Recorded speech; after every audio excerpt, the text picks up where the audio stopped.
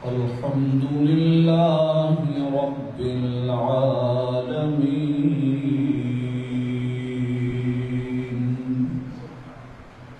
والعاقبة للمتقين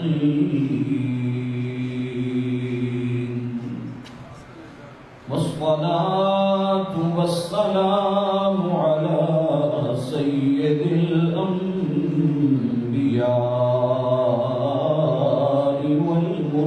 والمرسلين وعلى آله وأصحابه وأزواجه وأهل بيته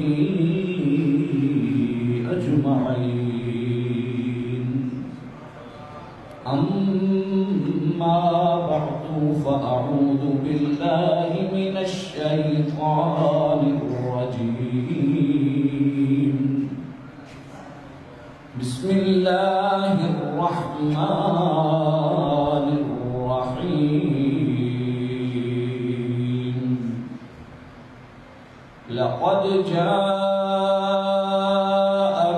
رسول من أنفسكم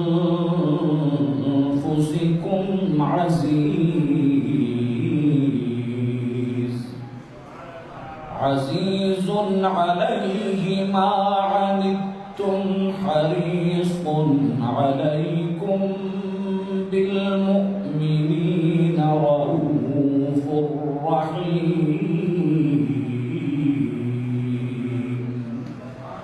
وقال الله تعالى في مقام آخر إن الله وملائكته يصلون على النبي يا أيها الذين آمنوا صلوا عليه وسلموا تسليما اللهم صل على سيدنا محمد وعلى آل سيدنا ومولانا محمد وبارك وسلم الصلاة والسلام عليك يا رسول الله الصلاة والسلام عليك يا حبيب الله الصلاة والسلام عليك يا نبي الله بسم اللہ اسم اللہ دا ایوی کہنا بھارا ہو نال شفاعت سرور عالم چھٹسی عالم سارا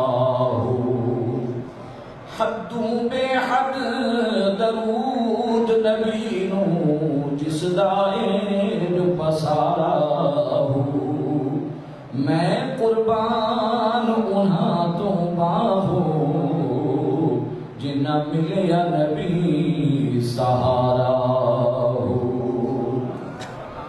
یا رب محمد ہماری تقدیر جگا دے صحرائے مدینہ ہمیں کئی بار دکھا دے ایمان پہ دے موت مدینے کی گلی میں مدفن ہمارا سرکار کے قدموں میں بنا دے سب سے اولا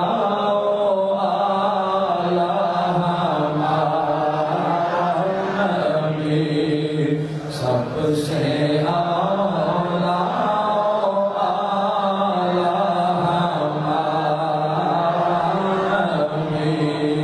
سب سے والا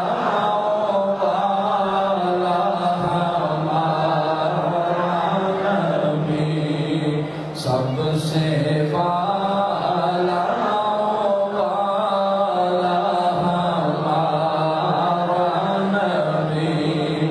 خلق سے اولیاء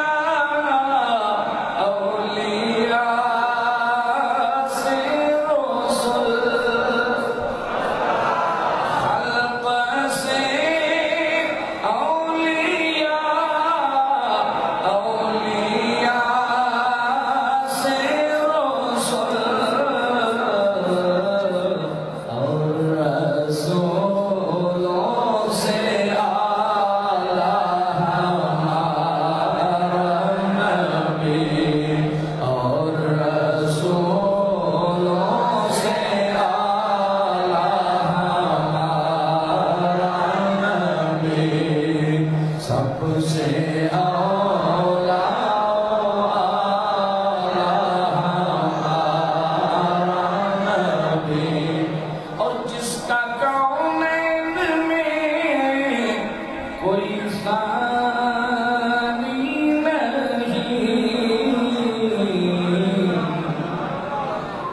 کا کونین میں کوئی ثانی نہیں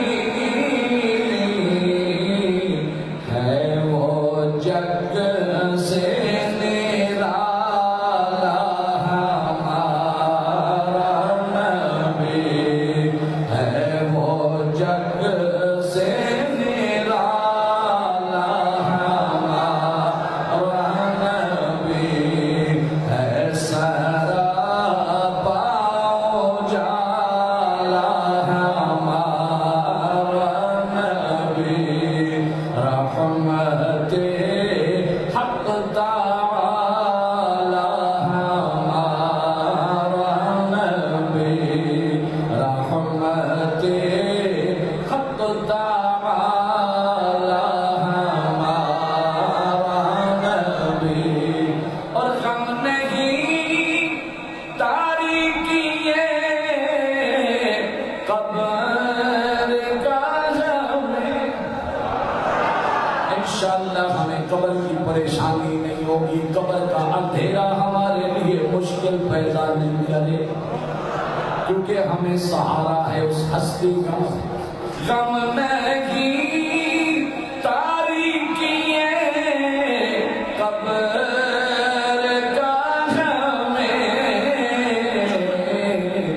بخش دے گا اجالا ہمارا نبی، بخش دے گا اجالا ہمارا نبی ہے، سراپا اجالا ہمارا نبی، رحمت حق تعالی ہمارا نبی، اور آب کوثر پئیں گے تو صرف اس لیے،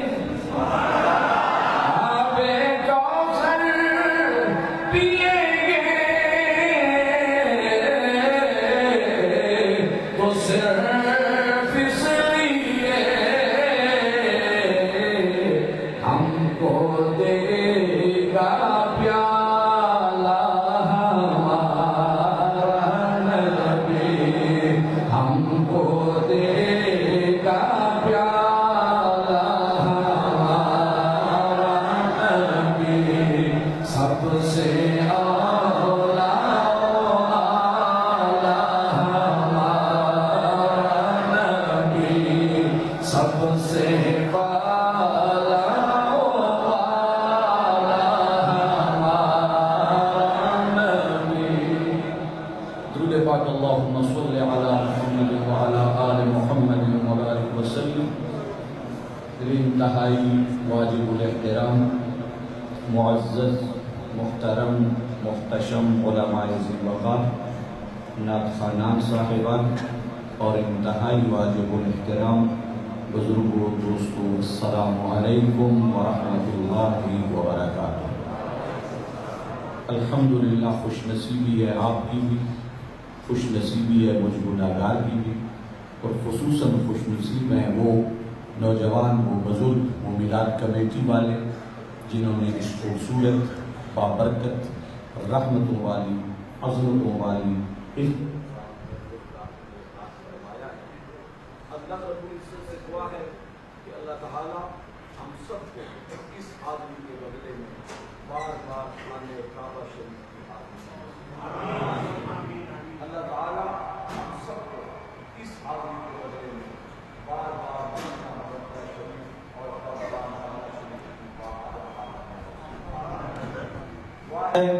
کہ جن لوگوں نے جس لحاظ سے بھی اس محفل کو سجانے میں تعاون فرمایا ہے، اللہ پاک ان سب کے گھر میں، رزق میں، صحت میں، عزت میں برکتیں ہی برکتیں عطا فرمائے۔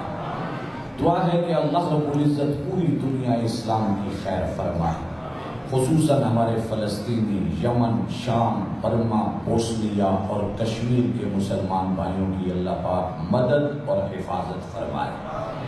اللہ پاک ہمارے پیارے ملک ملک پاکستان کی حفاظت فرمائے، اس ملک کو اندرونی بیرونی خطرات سے محفوظ فرمائے، اور اس وقت جو ملک میں لوگ مہنگائی کی وجہ سے بہت پریشان ہیں، اللہ پاک اس میلاد کی محفل کا صدقہ، اپنے تمام نبیوں ولیوں کا صدقہ، اللہ پاک اس ملک میں سے مہنگائی کا خاتمہ فرمائے اور لوگوں کو آسان، حلال اور وسیع رزق عطا فرمائے، اور سب کو ذہنی قلبی سکون عطا فرمائے، آمین ثم آمین۔ میرے مومن بھائیوں، ہمارے پیارے نبی، امت کے سہارے نبی، ہادی دو عالم، ہادی برحق، نور مجسم، احمد مجتبیٰ، حضرت محمد مصطفیٰ صلی اللہ علیہ وآلہ وسلم کا فرمان عالی شان ہے، جس کا مفہوم ہے، فرمایا جو شخص میری بارگاہ میں ایک دفعہ درود پاک پیش کرے، اللہ رب العزت اس پر 10 دفعہ اپنی رحمتوں کا نزول فرماتا ہے، اور فرمایا جو شخص میری بارگاہ میں 10 دفعہ درود پاک پیش کرے، اللہ رب العزت اس بندے پر 100 دفعہ اپنی رحمتوں کا نزول فرماتا ہے، اور فرمایا جو شخص میری بارگاہ میں 100 دفعہ درود پاک پیش کرے،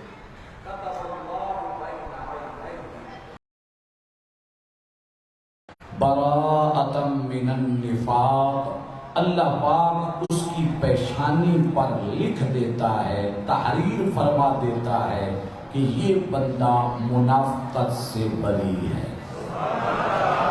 یعنی جو خوش نصیب مومن اپنی یہ عادت بنا لے، جو ایمان والا اپنی یہ عادت بنا لے کہ فرائض پورے کرے، واجبات پورے کرے، کبیرہ گناہوں سے بچے، اور ساتھ میں روزانہ صرف 100 دفعہ اپنے پیارے نبی صلی اللہ علیہ وآلہ وسلم کی بارگاہ میں درود پاک کا تحفہ پیش کرے، تو اسے 3 انعام ملتے ہیں۔ پہلا انعام، اس کی پیشانی پہ لکھ دیا جاتا ہے کہ یہ شخص منافقت سے آزاد ہے۔ اب دنیا اسے بھلے جو بھی فتوے لگاتی رہے، کوئی کچھ بھی کہتا رہے، پر میرے نبی نے بتا دیا جو مجھے روزانہ 100 دفعہ درود کا تحفہ پیش کرے، تو اللہ رب العزت اتنا کریم ہے کہ اس بندے کی پیشانی پہ مہر لگا دیتا ہے، لکھ دیا جاتا ہے کہ یہ آدمی منافقت سے بری ہے، یہ منافق نہیں ہے، یہ مومن ہے۔ دوسرا انعام، فرمایا وَبَرَاءَةً مِّنَ النَّارِ، ادھر لکھ دیا جاتا ہے کہ یہ شخص دوزخ کی آگ سے آزاد ہے۔ ہمیں اور کیا چاہیے؟ یہی آزادی تو ہم تلاش کرتے ہیں، اسی لیے یہ محفلیں سجائی جاتی ہیں تاکہ یہاں جمع ہوں، پیارے محبوب کی بارگاہ میں درود و سلام کے گجرے نذرانے تحفے پیش کریں، محبوب کی باتیں سنیں، عشق بڑھے اور نیکی کا جذبہ بڑھتا ہی بڑھتا جائے۔ تو جو جتنا نبی کو یاد کرے گا اتنا رحمت کا حقدار بنے گا۔ تو فرمایا ادھر لکھ دیا جاتا ہے کہ یہ شخص دوزخ کی آگ سے آزاد ہے۔ اور تیسرا اور بہت بڑا انعام، فرمایا جب یہی شخص قیامت کے دن اللہ کے دربار میں حاضر ہوگا، کون؟ جو روزانہ 100 دفعہ درود پاک پڑھنے والا ہو، جب اللہ کے دربار میں حاضر ہوگا، فرمایا وَأَسْكَنَهُ اللَّهُ يَوْمَ الْقِيَامَةِ مَعَ الشُّهَدَاءِ، پھر قیامت کے دن جب یہ آئے گا تو اللہ اسے جو جگہ عطا فرمائے گا وہ عام نہیں ہوگی، بلکہ اللہ اسے شہیدوں کے ساتھ جگہ عطا فرمائے گا۔ جہاں شہداء ہوں گے یہ نبی کا عاشق بھی وہی ہوگا۔ تو جو بدر میں شہید ہوئے، تمام صحابہ کرام رضوان اللہ تعالی علیہم اجمعین جو بدر میں شہید ہوئے، جو بدر میں شہید ہوئے، جو احد میں شہید ہوئے، جو احد کے میدان میں جہاد میں شریک ہوئے، جو حنین میں شہید ہوئے، جو حنین کے جہاد میں شریک ہوئے، جو یمامہ کے میدان میں جہاد میں شریک ہوئے یا شہید ہوئے، ہم تو سب کے غلام ہیں۔ اور جو جہاں بھی مسلمان شہید ہوا ہو تو قیامت کے دن وہ شہداء ایک جگہ جمع ہوں گے، تو جو نبی کا عاشق روزانہ 100 دفعہ درود پاک پڑھے اسے اللہ شہداء کے ساتھ جگہ عطا فرمائے۔ اب کتنی خوشی ہوگی مومن کو اس وقت جب اسے شہداء کے ساتھ جگہ ملے. تو جہاں شہداء ہوں گے، جہاں میرے مصطفیٰ کے پیارے غلام ہوں گے، وہاں بدر والے، احد والے، حنین والے اور کربلا معلی شریف والے، سید الشہداء حضرت امام حسین رضی اللہ تعالی عنہ بھی تو وہاں ہی ہوں گے. تو ہم اپنے آپ کو یہاں حسینی کہلواتے ہیں، حسین کا محب اور غلام کہلواتے ہیں. اگر درود کی عادت بنا لیں، کبیرہ گناہوں سے دامن چھڑا لیں، پیارے حسین کا دامن پکڑ لیں اور نبی کا عشق اپنے سینے میں بسا لیں، تو انشاءاللہ قیامت کے دن جہاں جماعت شہداء ہوگی وہاں ہمارا ٹھکانہ ہوگا. وہ محبت والے کے خوبصورت بولیں، اور میں چاہوں گا کہ میرے ساتھ اگر مل کے پڑھ لیں، کیونکہ الحمدللہ ہم سب نبی کے صحابہ سے بھی پیار کرنے والے، نبی کی آل سے بھی پیار کرنے والے. کرم ہے آل نبی کا کہ میں حسینی ہوں، کرم ہے آل نبی کا کہ میں حسینی ہوں. میرا ایمان ہے پختہ کہ میں حسینی ہوں. میرا ایمان ہے پختہ کہ میں حسینی ہوں. سن 61 ہجری کے بعد فیصلہ ہو گیا، کوئی یزیدی ہو گئے اور کوئی نبی کے غلام عاشق بن کے حسینی ہو گئے. اور الحمدللہ ہم سب حسینی ہیں. جو حسین والا ہے وہ ضرور پڑھ لے، باقیوں کو ہم کہتے بھی نہیں ہیں. کرم ہے آل نبی کا کہ میں حسینی ہوں. کرم ہے آل نبی کا کہ میں حسینی ہوں. میرا ایمان ہے پختہ کہ میں حسینی ہوں. کیونکہ آج اگر یہ محفلیں آباد ہیں، یہ مسجدیں آباد ہیں، یہ ممبر آباد ہیں، یہ تلاوتیں ہو رہی ہیں، تو یہ پیارے حسین کی قربانی کا ثمر ہے. ورنہ یزید والے تو یہ سب مٹانا چاہتے تھے، اور اب بھی جو یزید کے پیروکار ہیں وہ ان چیزوں سے دور رہتے. جو حسینی ہیں وہ حسین والے الحمدللہ نبی کا میلاد بھی منا رہے ہیں، مصطفیٰ کی یاد بھی منا رہے ہیں. کرم ہے آل نبی کا کہ میں حسینی ہوں.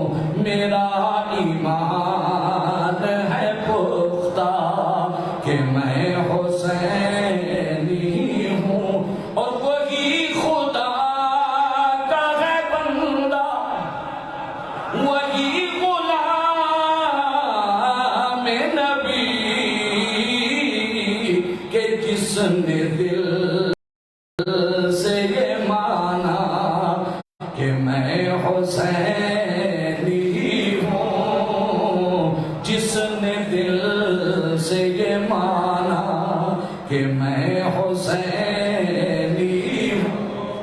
تو جا حضرت امام حسین رضی اللہ تعالیٰ عنہ، حضرت امام حسن رضی اللہ تعالیٰ عنہ، حضرت عثمان غنی رضی اللہ تعالیٰ عنہ، حضرت عمر فاروق رضی اللہ تعالیٰ عنہ، سب شہید ہیں نا. تو جہاں یہ شہداء ہوں گے وہاں نبی کے وہ غلام جو روزانہ 100 دفعہ درود کی عادت بنا لیں، انشاءاللہ وہ بھی وہاں ہی ہوں گے. اللہ کرے کہ ہم وہاں پہنچیں. اس لیے یہ محفلیں سجتی ہیں. پڑھ لیں درود پاک اللہم صلی علی محمد وعلی آل محمد وبارک وسلم. آج جو میں نے گفتگو کرنی ہے پیارے نبی صلی اللہ علیہ وسلم کی اپنی امت، اپنے غلاموں پر، مخلوق خدا پر شفقت. پیدا ہوئے وصال تک آپ کی اداؤں کا ملاحظہ کریں، آپ کی اداؤں کو پڑھیں، آپ کی اداؤں پہ غور کریں، سیرت کی کتابوں کو دیکھیں.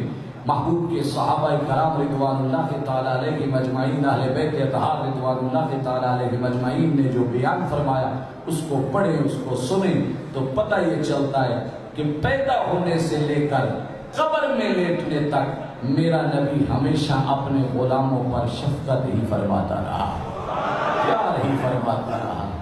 ہمیشہ امت کی بھلائی ہی چاہیے، غلاموں کے لیے شفقت ہی شفقت، رحمت ہی رحمت بن کے آئے، رحمت ہی رحمت ہر وقت ان کی بھلائی کے لیے۔ حتیٰ کہ ولادت ہوئی تو پہلا سجدہ جو فرمایا ہے تو وہ بھی شفقت ہے امت میں۔ اس سجدے میں بھی اگر کچھ مانگا ہے تو ذات کے لیے نہیں، اپنے غلاموں کے لیے مانگا ہے۔ دنیا روحانیت کے چمکتے ہوئے ستارے حضرت مولانا عبد الرحمن جامی رحمت اللہ تعالی علیہ نے خوبصورت روایت نقل فرمائی، کوئی عام راویہ نہیں ہے۔ حضرت سیدہ طیبہ حضرت صفیہ رضی اللہ تعالی عنہا میرے نبی صلی اللہ علیہ وآلہ وسلم کی پھوپھی صاحبہ جو ولادت کے وقت وہاں موجود تھی، وہ فرماتی ہیں جب پیارے نبی صلی اللہ علیہ وآلہ وسلم کی ولادت ہوئی تو میں نے اس وقت کچھ کمالات دیکھے، کچھ خوبیاں دیکھی جو عام بچوں کی ولادت کے وقت نہیں ہوتی۔ عام بچے پیدا ہوتے ہیں، انہیں شعور نہیں ہوتا، سمجھ نہیں ہوتی، بول نہیں سکتے، انہیں پتہ نہیں ہوتا کہ ہم کس کے گھر میں پیدا ہوئے۔ ان کی آنکھوں میں صفائی نہیں ہوتی، منہ بند ہوتا ہے، ناک بند ہوتا ہے، سخت پریشانی میں ہوتے ہیں، اس لیے ان کا منہ صاف کرنا پڑتا ہے تاکہ سانس لے سکیں، ناک صاف کرنا پڑتا ہے تاکہ سانس لے سکیں۔ لیکن قربان میرے نبی صلی اللہ علیہ وآلہ وسلم کی عظمت کے، حضرت صفیہ فرماتی ہیں جب میرے نبی کی ولادت ہوئی پہلا کمال میں نے یہ دیکھا، نبی کے پیدا ہوتے ہی پورے گھر میں روشنی پھیل گئی، ہر طرف بہار ہی بہار آ گئی، روشنی ہی روشنی ہو گئی۔ کیوں نہ ہوتی روشنی، روشنی والا جو آ گیا، وہ جسے اللہ پاک نے سراج منیر فرما دیا، چمکا دینے والا سورج فرما دیا۔ یا ایھا النبی انا ارسلناک شاہدا ومبشرا ونذیرا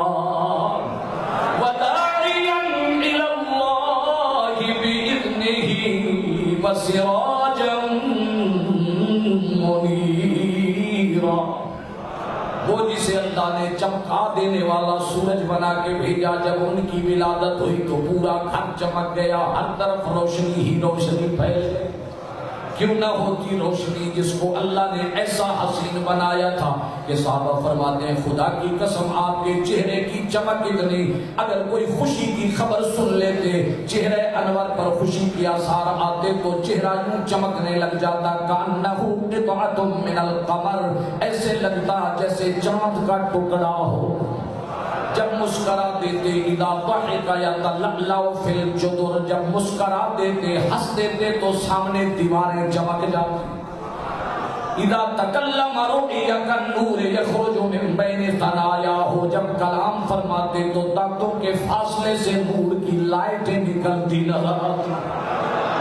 اس لیے جب پیدا ہوئے تو وہ روشن چہرے والے کی روشنی اتنی پھیلی کہ درمیان میں جو دیواریں تھیں روشنی ان کے بھی پار، پہاڑوں کے بھی پار۔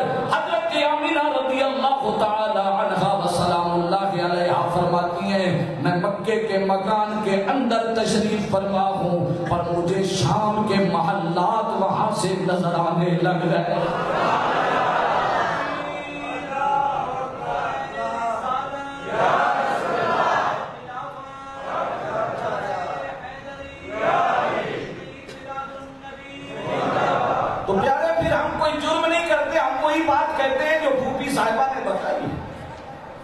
اس نے کہا کہ جب پیدا ہوئے تو نور چمکا، نور والا آیا تو نورانیت پھیل گئی۔ تو ہم بھی یہی کہتے ہیں آج میلاد النبی ہے، آج میلاد النبی ہے، کیا سہانا نور ہے، آج میلاد النبی ہے، کیا سہانا نور ہے، آ گیا وہ نور والا، آ گیا وہ نور والا جس کا سارا نور ہے۔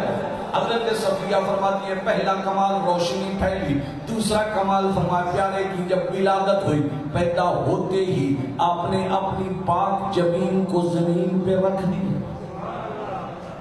پورے پاکستان میں کسی بھی بڑے سے بڑے پڑھے لکھے شخص سے، پروفیسر سے، کسی بھی لیکچرر سے، کسی عالم مفتی قاری سے پوچھ لیں کہ اگر آپ کی معلومات میں کوئی ایسا بچہ ہو دنیا میں کہ جو پیدا ہوا ہو تو پیدا ہوتے ہی اسے سجدے کا احساس ہو، اس نے سجدہ کیا ہو، سوائے نبی کے تو بتا دیں کسی بچے کو شعور نہیں ہوتا ولادت کے وقت سجدے کا، اس وقت اسے اپنی پڑی ہوتی ہے، وہ تو رو رہا ہوتا ہے، پر صدقے میرے نبی کی عظمت کے آپ کو شعور، سمجھ، آپ کو علم تھا کہ میں کون ہوں اور میرا اللہ کون ہے اور میری امت کون ہے۔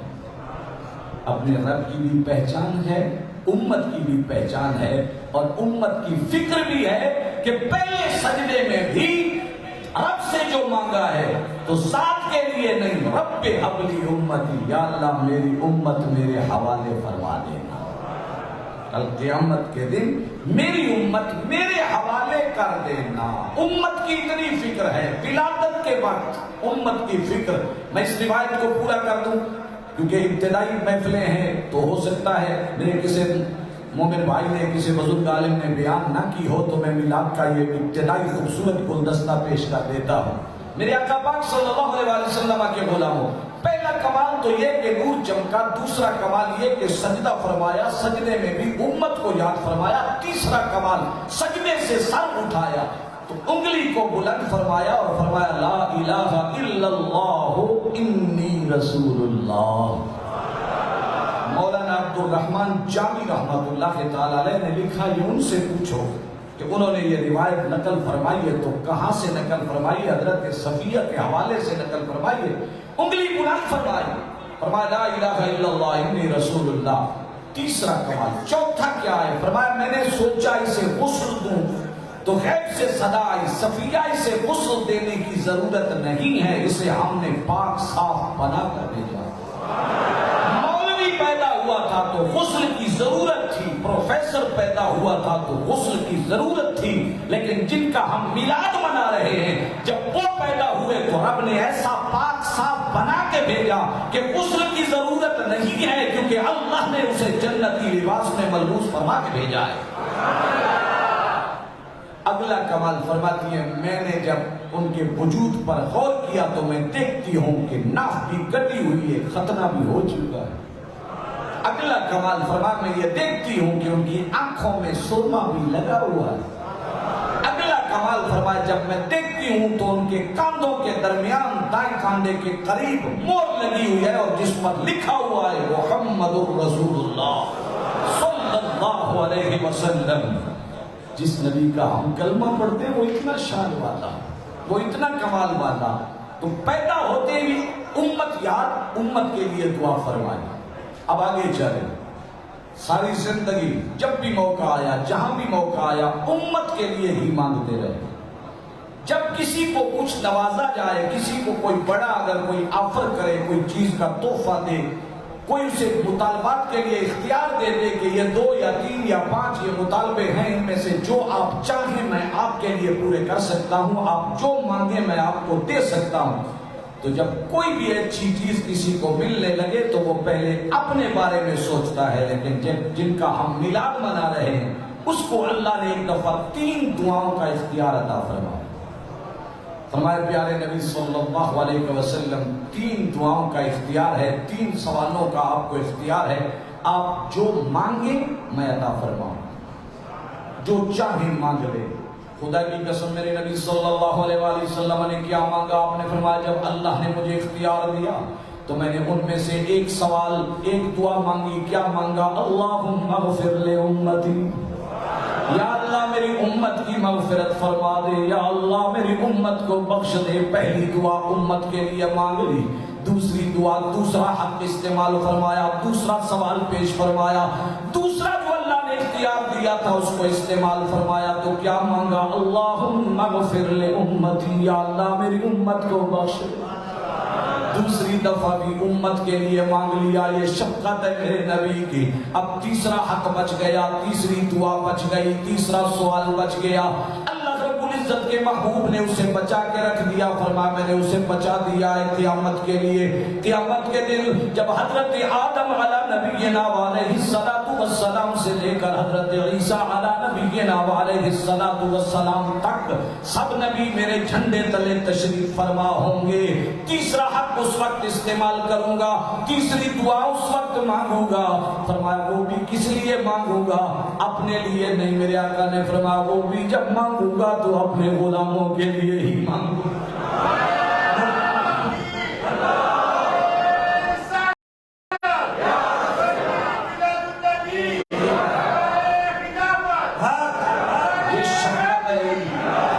محبت ہے میرے نبی کی اپنے غلاموں سے, یہ پیار ہے اپنے غلاموں سے. اگر ایک غلام کا بھی رونے کا سن لیں, خدا کی قسم آپ بے چین ہو جاتے تھے. جب تک اس کو تسلی نہ دے دیتے, اس کا غم ختم نہ فرما دیتے, اتنے تک آپ تشریف فرما نہ ہوتے. پہلے اس کے غم مٹانے کا انتظام فرمایا کرتے تھے. سورہ حجرات پڑھ لیں. خالق کائنات اللہ جل وعلا نے جب سورہ حجرات میں ایک حکم سخت نازل فرما دیا, اعلان فرما دیا, میرے آقا پاک صلی اللہ علیہ وآلہ وسلم کے آداب سکھاتے ہوئے, نبی کے دربار کے آداب دربار مصطفیٰ سکھاتے ہوئے, خالق کائنات اللہ جل وعلا نے ارشاد فرمایا بسم اللہ الرحمن الرحیم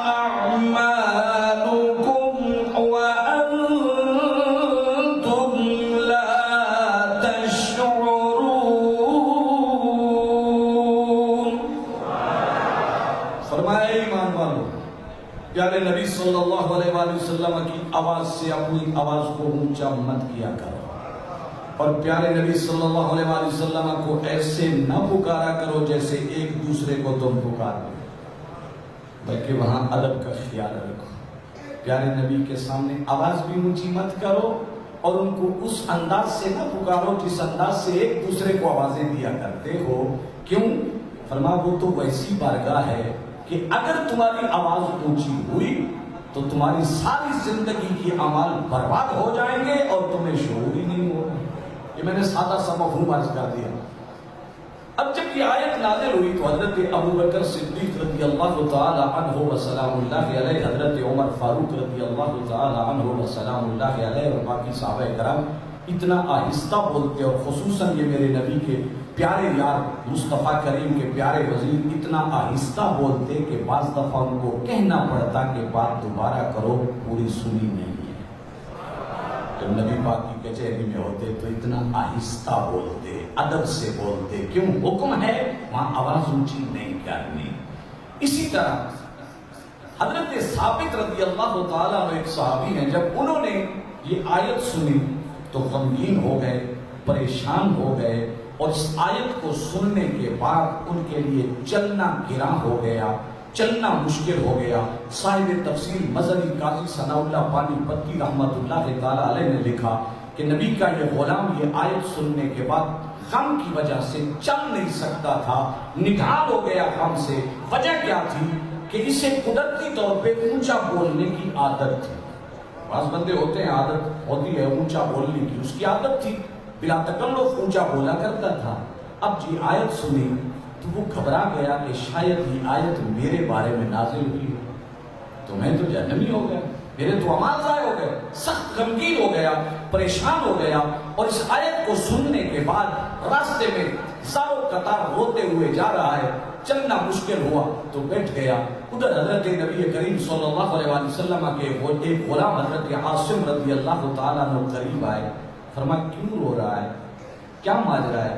کہنے لگا تو نے آیت نہیں سنی، آیت نازل ہو گئی ہے تو میں تو اونچا بولتا ہوں تو مجھے ڈر ہے کہیں میرے اعمال ضائع نہ ہو گئے ہوں، میں جہنمی نہ ہو گیا ہوں، میں اس لیے پریشان ہوں اور رو رہا ہوں۔ حضرت عاصم رضی اللہ تعالیٰ عنہ وہاں سے چلے، اپنے بھائی کی بھلائی کے لیے کہاں گئے؟ پیارے نبی کی بارگاہ میں گئے۔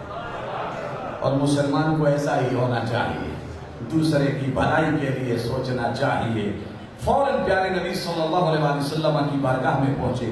ادھر حضرت ثابت رضی اللہ تعالی عنہ جب کچھ سنبھلے تو وہاں سے کھڑے ہوئے، گھر روانہ ہوئے، گھر تشریف لے گئے، اپنی زوجہ محترمہ کو جا کر فرمایا جہاں ہم نے اپنا گھوڑا باندھ رکھا ہے نا، اس گھوڑے والی جگہ پہ مجھے باندھ دے، انہی رسیوں سے مجھے جکڑ دے، اور میں اس وقت تک یہاں سے نہیں ہلوں گا، باہر نہیں نکلوں گا جب تک میرا نبی میری معافی کا اعلان نہ فرما دے۔ اونچا کہہ رہے ہیں سبحان اللہ۔ میں یہ اپنی روایت پڑھتا ہوں تو میں حیران ہو جاتا ہوں، مولا تیری شان کے صدقے، اس کا مطلب نبی کا صحابی آنے والی دنیا کو ایک پیغام دے گیا کہ جسے نبی کا ادب نہ ہو سکے وہ پھر انسانوں کے ساتھ نہیں، وہ جانوروں کے ساتھ رہے تو بہتر ہے۔ انہوں نے اپنے آپ پر ایک پابندی لگا دی، اگرچہ یہ ان کو حکم نہیں ملا تھا لیکن یہ ان کا ادب تھا، ایک عشق تھا، اپنا ایک غم کا مداوع کرنا وہ چاہتے تھے، اس لیے انہوں نے ادھر اپنے آپ کو بندھوا دیا۔ فرمایا میں اس وقت تک ادھر سے نہیں کھلوں گا، ادھر سے نہیں جاؤں گا، باہر نہیں نکلوں گا جب تک میرے بارے میں معافی کا اعلان میرے نبی نہ فرما دیں۔ اب حضرت عاصم رضی اللہ تعالیٰ عنہ میرے نبی کی بارگاہ میں پہنچ چکے تھے، جا کے بتا میرے آقا پاک صلی اللہ علیہ وسلم کی بارگاہ میں جیسے پہنچے میرے آقا نے فرمایا ثابت نظر نہیں آ رہا۔ یہ شفقت ہے نبی، یہ پیار ہے نبی کا۔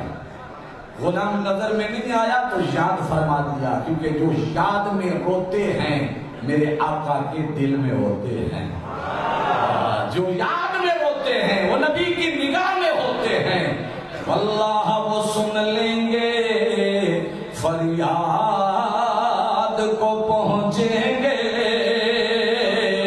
اتنا بھی تو ہو کوئی جو آہ کرے دل سے۔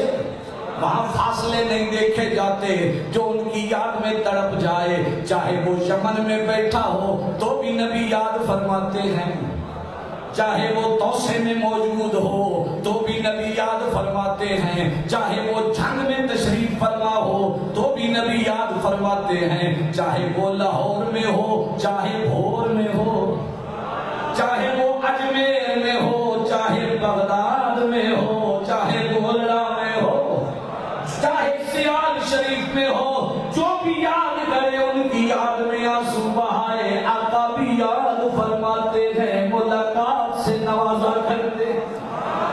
حضرت ثابت تڑپ گئے، میرے آقا نے یاد فرما دیا، فرمایا ثابت کیوں نہیں حاضر ہوا؟ حضور وہ پریشان ہے، اس نے یہ سمجھ لیا ہے کہ یہ آیت میرے بارے میں نازل ہو گئی ہے، اور وہ یہ سمجھتا ہے کہ میرے اعمال ضائع ہو گئے، میں جہنمی ہو گیا۔ میرے نبی نے فرمایا نہیں، ثابت تو جنتی ہے۔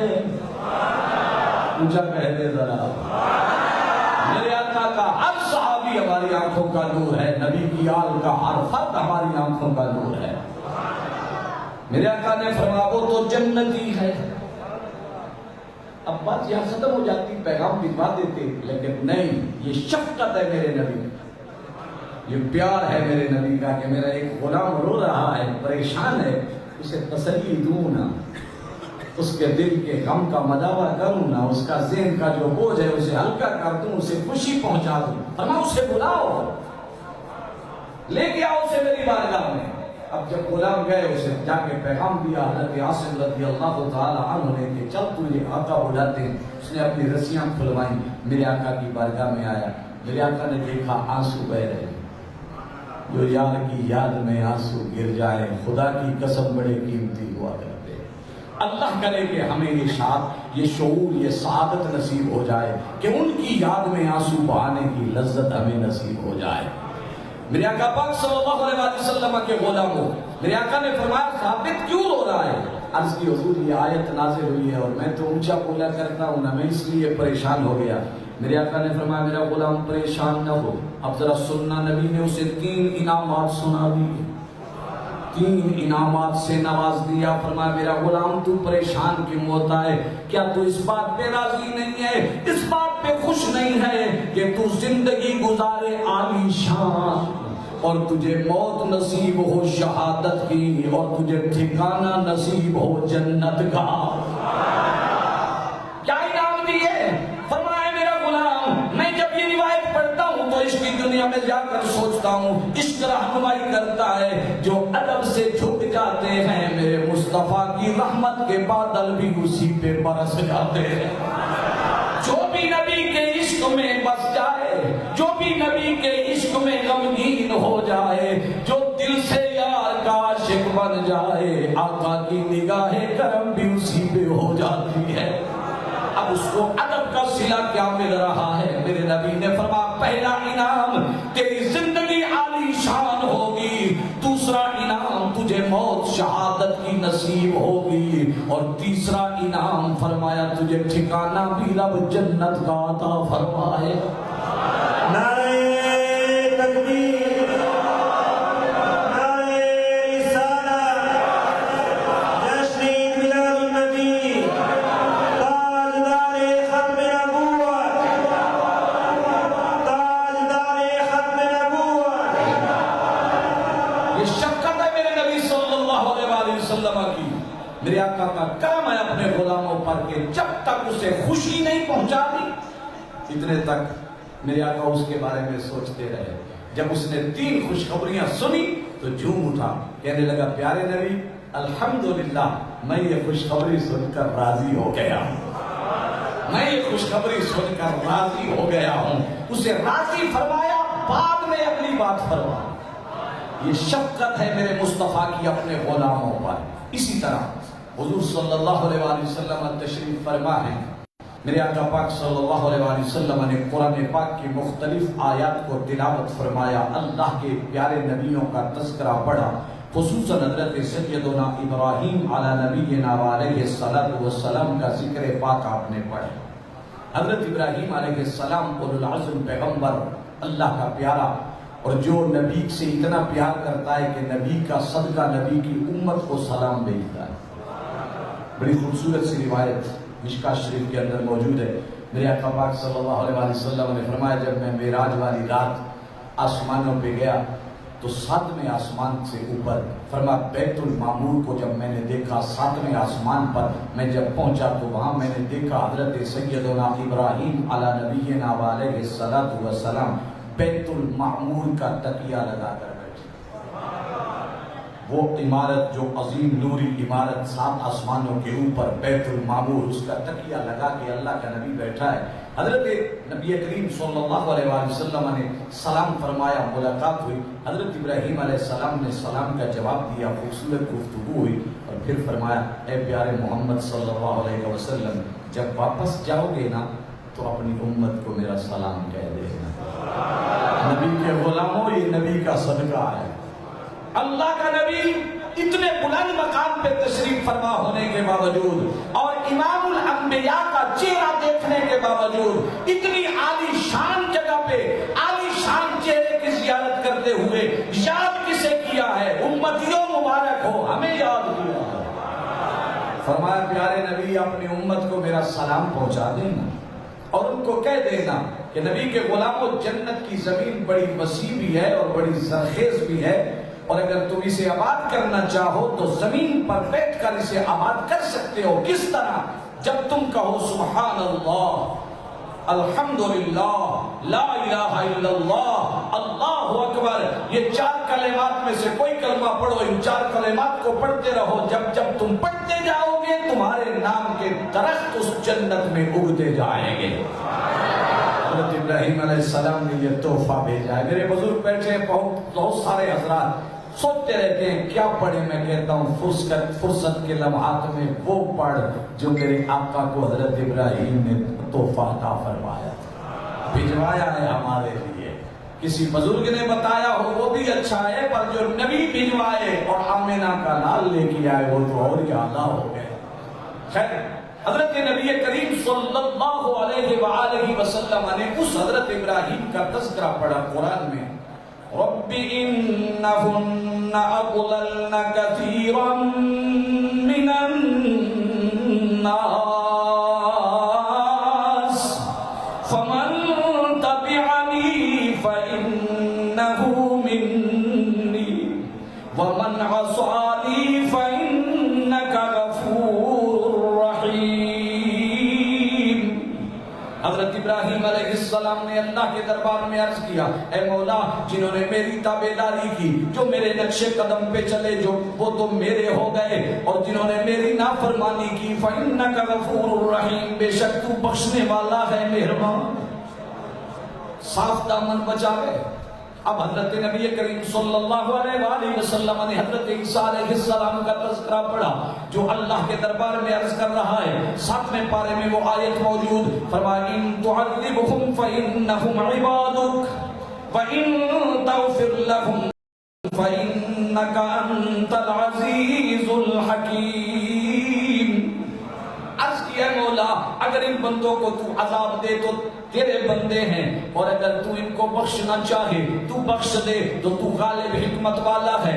اب جب حضرت عیسیٰ علیہ السلام کے یہ بول میرے آقا نے پڑھے، ادھر حضرت ابراہیم کی دعا، ادھر حضرت عیسیٰ علیہ السلام کی دعا، جب ان کو پڑھا تو آنکھوں سے آنسو جاری ہو گئے.